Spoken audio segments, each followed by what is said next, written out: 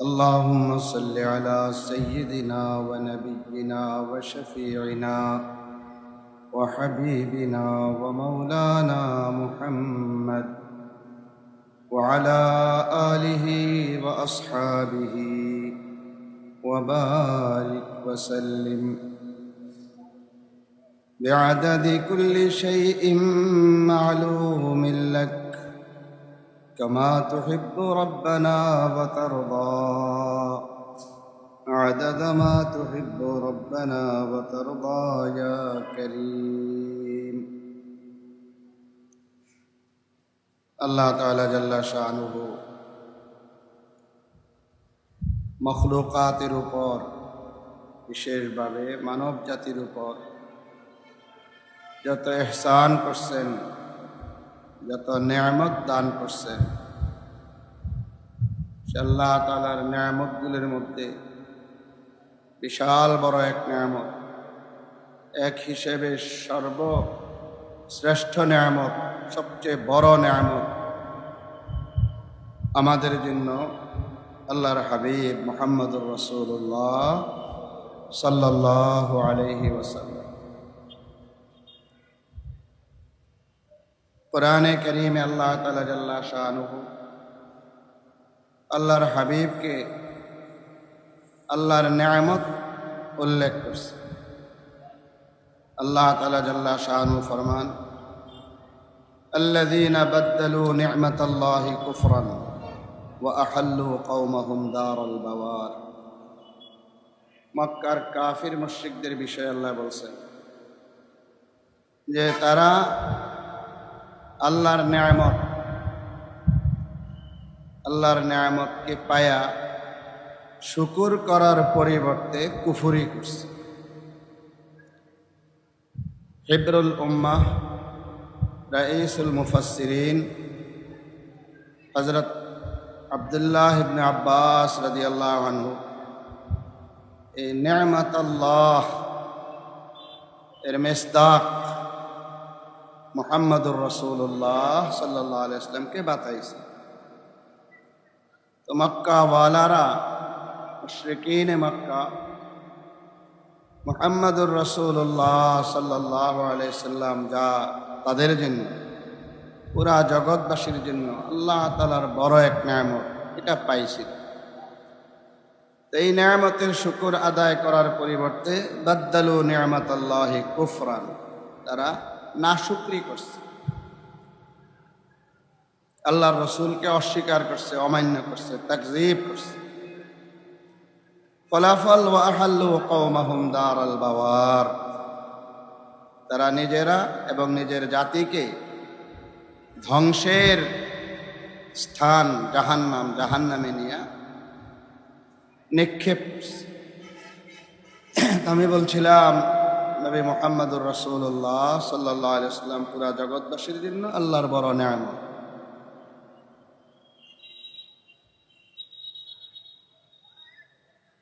আল্লাহ তাআলা ইরশাদ ফরমান, আমার নেয়ামত পাইয়া তোমরা যদি নেয়ামতের শুকর আদায় করো, নেয়ামত বাড়াইয়া দেব, আর নেয়ামত পাইয়া যদি নেয়ামতের নাশুকরি করো, শাস্তি দিব। আমার শাস্তি অনেক কঠিন, অনেক শক্ত। লাইন শাকারতুম লাযীদান্নাকুম ওয়া লাইন কাফারতুম ইন্না আযাবী লাশাদীদ। তো এই নেয়ামত পাইয়া আমরা কিভাবে এই নেয়ামতের শুকর আদায় করব? এক নম্বর, নবী মুহাম্মদুর রাসূলুল্লাহ সাল্লাল্লাহু আলাইহি ওয়াসাল্লামের প্রতি ঈমান আনা। এই নেয়ামতের সবচেয়ে বড় শুকর কি? তার উপরে ঈমান আনা। ঈমান এটা কলবের বিষয়, দিলের বিষয়। তো দিল দিয়া ঈমান আনা।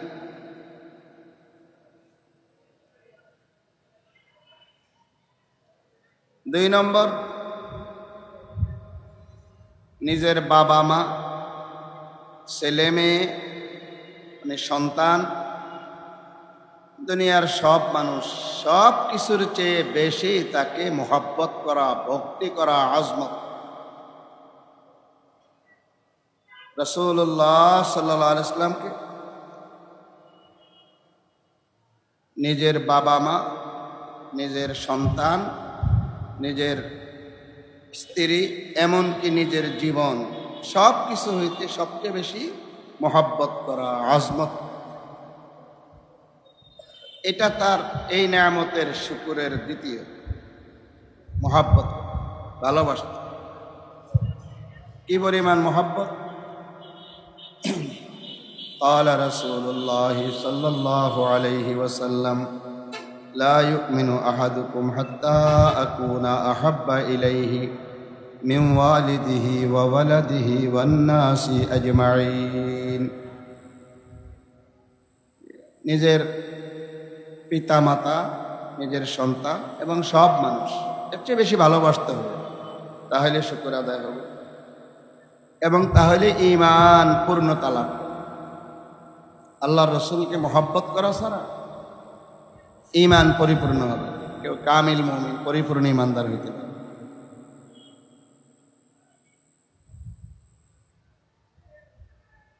তো দিল দিয়া তাকে মহব্বত করা, তার উপরে ঈমান আনা, এটা দিল দ্বারা আসে।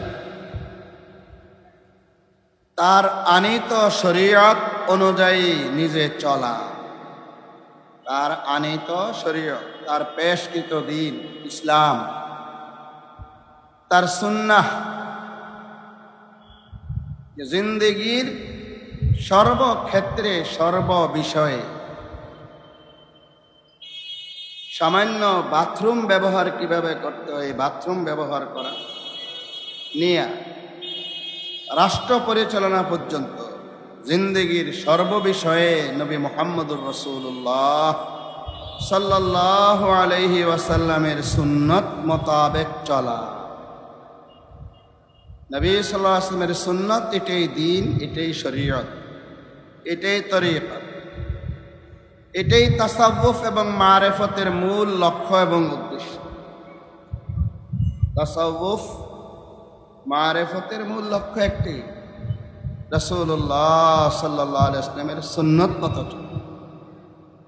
আল্লাহর হাবিব সাল্লাল্লাহু আলাইহি ওয়াসাল্লামের সুন্নতের বাহিরে একটা কদম না রাখা, একটা কদম না। আজ আফসোস, নবী মুহাম্মদুর রাসূলুল্লাহ সাল্লাল্লাহু আলাইহি ওয়াসাল্লামকে মহব্বত করার, ভালোবাসার দাবি তো আমরা অনেকেই করি,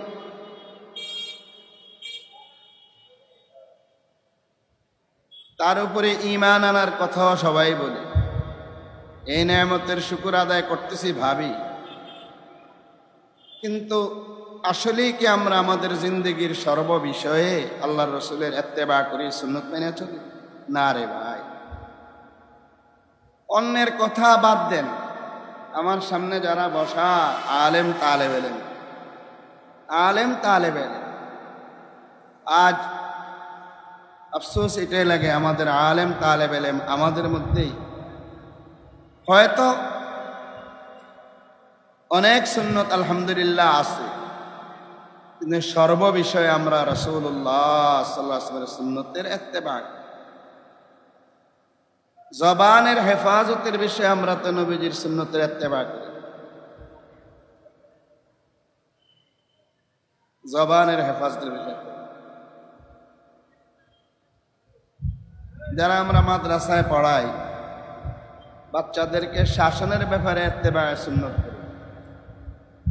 অনেক আলেম ওলামা আমরা আছি, ঘরোয়া জিন্দেগির মধ্যে স্ত্রীর সঙ্গে সুন্নত মোতাবেক আচরণ করি। আমার ভাই, এই নেয়ামতের শুকর যদি আদায় করতাম, তাই তো এই অঙ্গ প্রত্যঙ্গের শুকর আমার জিন্দেগি দ্বারা আদায় করতাম। আমার প্রত্যেকটা অঙ্গ প্রত্যঙ্গ, আমার প্রত্যেকটা আমল রাসূলুল্লাহ সাল্লাল্লাহু আলাইহি ওয়াসাল্লামের সুন্নত মোতাবেক। 3 নম্বর, জবান দ্বারা রাসূলুল্লাহ সাল্লাল্লাহু আলাইহি ওয়াসাল্লামের শুকর আদায় করতে হবে, এই নেয়ামতের শুকর আদায়। জবান দ্বারা শুকর কিভাবে আদায় করে? জুবাত আবু আদ্দার দাহা জায়েগির সনায়ে মোহাম্মদ বওয়াদ্দিল পযীর, যে আমাদের জবানে যেন সব সময় রাসূলুল্লাহ সাল্লাল্লাহু আলাইহি ওয়াসাল্লামের জিক্রে খায়ের থাকে, সানা সিফত।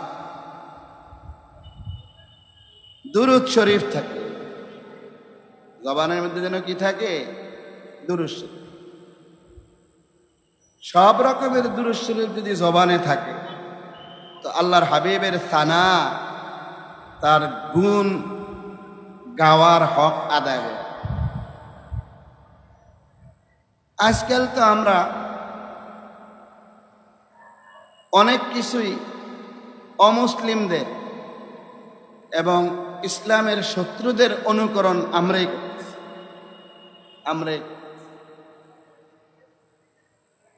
রাসূলুল্লাহ সাল্লাল্লাহু আলাইহি ওয়াসাল্লামের জামানাত থেকে এই আজকের এই দিন পর্যন্ত আল্লাহর হাবিব সাল্লাল্লাহু আলাইহি ওয়াসাল্লামের সানা সিফত সম্পর্কিত অনেক আশআর, শের আশআর আছে, অনেক কাসায়েদ আছে,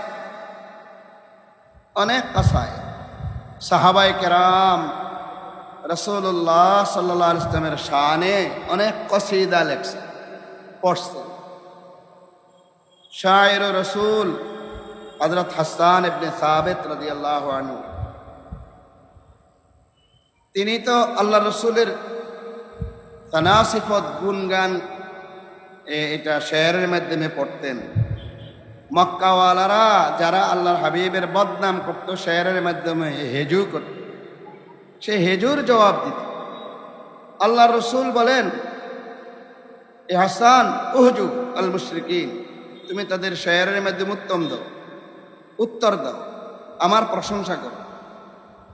এরপরে দোয়া করছেন, আল্লাহুম্মা আইয়িদহু বিরূহিল কুদুস, আল্লাহ জিবরাইল আলাইহিস সালামকে দিয়ে হাসানের মদদ। তো সাহাবায়ে কেরামের মধ্যে অনেক, হযরত কাব কসিদায়ে বানাত সুআদ আল্লাহর হাবিবের শানে রেখেছে, এরকম অনেক কসায়েদ। যুগে যুগে দুনিয়া সেরা আলেমগণ, বুজুর্গগণ আল্লাহর হাবিব সাল্লাল্লাহু আলাইহি ওয়াসাল্লামের শানে কসিদা, আশআর এগুলা লিখে গেছেন, পড়ে গেছেন। কিন্তু এই কসিদা নামে ছিল, আশআর নামে ছিল। হয়তো কেউ কেউ এগুলোকে গজল বলছে, এবং এগুলা পড়ারও আলাদা একটা তরজ তরিকা আছে। ইসলামে এটার একটা তরজ তরিকা, আশআর কিভাবে পড়ে। কোরআনে কারীমের তিলাওয়াত যেমন গানের সুরে করলে কবিরা গুনাহ হবে, কোরআনে কারীমের তিলাওয়াত কি গানের সুরে করা যাবে? এখন তো আমাদের হাফেজ এবং কারিগণ গায়কদেরকে অনুরোধ করেন যে আপনি তো অনেক সুন্দর সুন্দর গান, আপনি কোরআনে কারীমকে একটু গানের সুরে পড়েন, কেমন লাগে একটু শুনে। উনি গানের সুরে পড়ে, আর আমাদের হাফেজ আর কারিরা বাহবা দেয়। ইসলাম থাকবে না ধ্বংস হবে?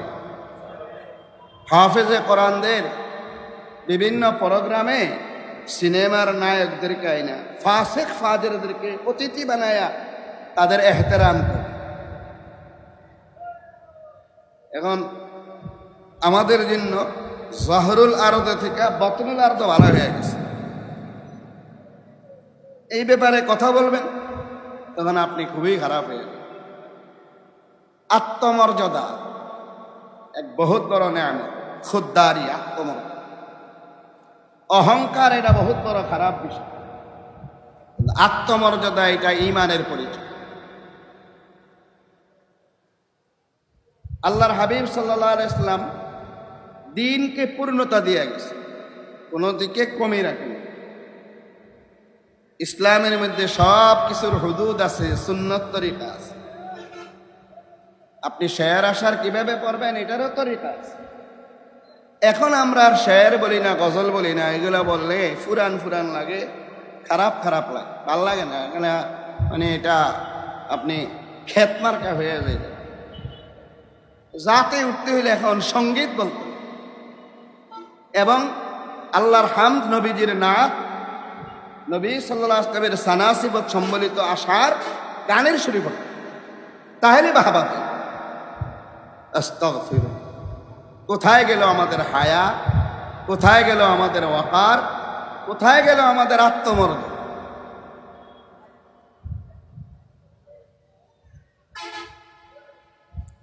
তো আমার ভাইয়েরা, আমাদের আকাবেরদের জবানে সবসময় রাসূলুল্লাহ সাল্লাল্লাহু আলাইহি ওয়াসাল্লামের মাদহিয়া আশার সানা খানি থাকতেন। আমার আব্বাজান রাহমাতুল্লাহ আলাইহি তিনি আরবি, ফার্সি, উর্দু বিভিন্ন আশার আল্লাহর রাসূলের শানে সব সময় গুনগুন করতেন, পড়তেন। কত শত আশার জনের ইয়াদ, কত শত আশার। তো আল্লাহর রাসূল সাল্লাল্লাহু আলাইহি ওয়াসাল্লামের জবানি শুকর, তার সানাসিফত, তার গুণগান জবানে থাকে। একটা কথা বল, আমি সাধারণ মানুষ, অনেক শেয়ার আশার জানি না, পড়ি না, প্রয়োজন নেই। শুধু একমাত্র যদি জবানের মধ্যে খালি দুরূদ শরীফ চালাই, কি চালাই? দুরূদ শরীফ, আল্লাহুম্মা সাল্লি আলা সাইয়্যিদিনা ওয়া নাবিয়্যিনা মুহাম্মদ।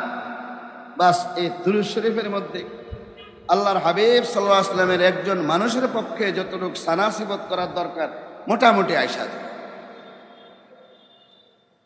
তো আমার ভাইয়েরা, আল্লাহ রসুল যে নেয়ামত, এই নেয়ামত পাই আমরা তিন রকমের শুকর আদায় করব। দিল দিয়া, তার উপরে ঈমান, তাকে মহাব্বত আছে। অঙ্গ প্রত্যঙ্গ অর্থাৎ আমলের মধ্যে নবীজি সাল্লাল্লাহু আলাইহি ওয়াসাল্লামের দ্বীন, তার শরীয়ত, তার সুন্নাত। আর জবানে তার দুরূদ শরীফ। আল্লাহ তাআলা এই নেয়ামতের শুকর আদায় করার তৌফিক আমাদেরকে দেন। দুরূদ শরীফ এটা আমাদের জন্য এক আল্লাহর বড় এক রহমত। আপনার দুনিয়ার জিন্দেগি যদি কামিয়াব করতে চান, আখিরাতের জিন্দেগি কামিয়াব করতে চান, দো জাহান দুনিয়া এবং আখিরাতের সফলতা আর কামিয়াবি যদি চান, বেশি বেশি দুরূদ শরীফ। দুনিয়া আখিরাত উভয় জাহানের সব খারাপি, বুরাই, অনিষ্টতা, বিপদ আপদ, ফিতনা থেকে যদি বাঁচতেন চান, তো জবানের মধ্যে দুরূদ শরীফ চালাইতে থাকেন, বেশি বেশি দুরূদ শরীফ। বাস এই পূর্ণ কাজ। দুনিয়া এবং আখিরাত উভয় জাহানের সফলতা, কামিয়াবি যদি চান, দুরূদ শরীফ এর বিকল্প। বেশি বেশি দুরূদ শরীফ, কাসরাতে সালাত আলা নবী। দুনিয়া আখিরাত উভয় জাহানের যত বিপদ, যত পেরেশানি, যত অশান্তি, যত ফিতনা বাঁচতেন চান, দুরূদ শরীফ বেশি করে। এটা অবশ্যই সবাই জানেন যে জিন্দেগিতে একবার নবীজির শানে দুরূদ শরীফ পড়া ফরজ। আমার আল্লাহ ফরমান, ইন্নাল্লাহা ওয়া মালাইকাতাহু ইউসাল্লুনা আলান নবী। নিশ্চয় আল্লাহ তাআলা এবং তার সব ফেরেশতাগণ ইউসাল্লুনা আলান নবী, এখানে আন নবী মাহুদ, নবী মুহাম্মদ সাল্লাল্লাহু আলাইহি ওয়াসাল্লামের উপরে সালাত পড়ে। আল্লাহ তাআলা জাল্লা শানু নবীজির উপর সালাত নাজিল করেন। আল্লাহর সালাত নবীজির বিষয়ে এটার অর্থ কি? এই আয়াতের তাফসীরে কি লেখছে? যে আল্লাহ তাআলা জাল্লা শানু ফেরেশতা মহলে নবীজির প্রশংসা করেন, আসসানা আলাইহি। আল্লাহ তাআলা প্রশংসা করেন কার? নবী মুহাম্মদুর রাসূলুল্লাহ সাল্লাল্লাহু আলাইহি ওয়াসাল্লামের প্রশংসা করেন।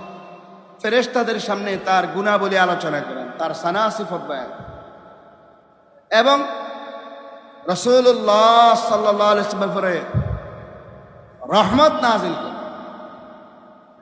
আল্লাহ তাআলা নবীর উপরে যে রহমত নাজিল করবে, এটা কি সাধারণ রহমত হবে না অসাধারণ হবে?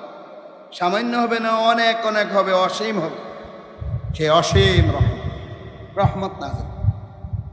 3, রাসূলুল্লাহ সাল্লাল্লাহু আলাইহি ওয়াসাল্লামের মাকাম, মর্তবা, মর্যাদা কুল মখলুকের উপর, সব মানুষ, সব অলিদের উপরে, অলিদের উপরে, সাহাবাদের উপরে, সাহাবাদের উপরে, তাবেঈনদের উপরে, নবীদের উপরে, রাসূলদের উপরে, সব কিছুর উপরে, ফেরেশতাদের উপরে, সবার উপরে আল্লাহ রাসূলের মর্যাদা। এরপরেও মর্যাদা আলীখা আরো বাড়াইতে থাকেন, মর্যাদা আরো কি, আরো উপরে। এমনি তো উপরে, এমনি তো আল্লাহর হাবিবের মাকাম মর্যাদা আল্লাহ কি করে রাখছে? সকলের ঊর্ধ্বে করে রাখছে। তারপর আল্লাহ শুধু উপরে উঠাইতে আছেন, আল্লাহু আকবার, শুধু উপরে উঠাইতে আছেন, উপরে বুলন্দ করতে আছেন।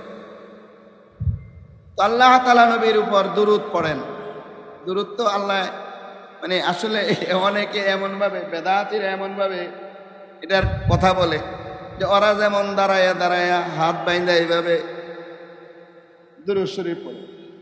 তো তাদের অনেকের আলোচনা এরকম বোঝা যায় যে মনে হয় আল্লাহ তাআলা ফেরেশতাদেরকে এভাবে দাঁড়ায়া দাঁড়ায়া এরকম দুরূদ শরীফ পড়ে। না ভাই, এটা তো কোনো তাফসীরের কিতাবে আসে নাই।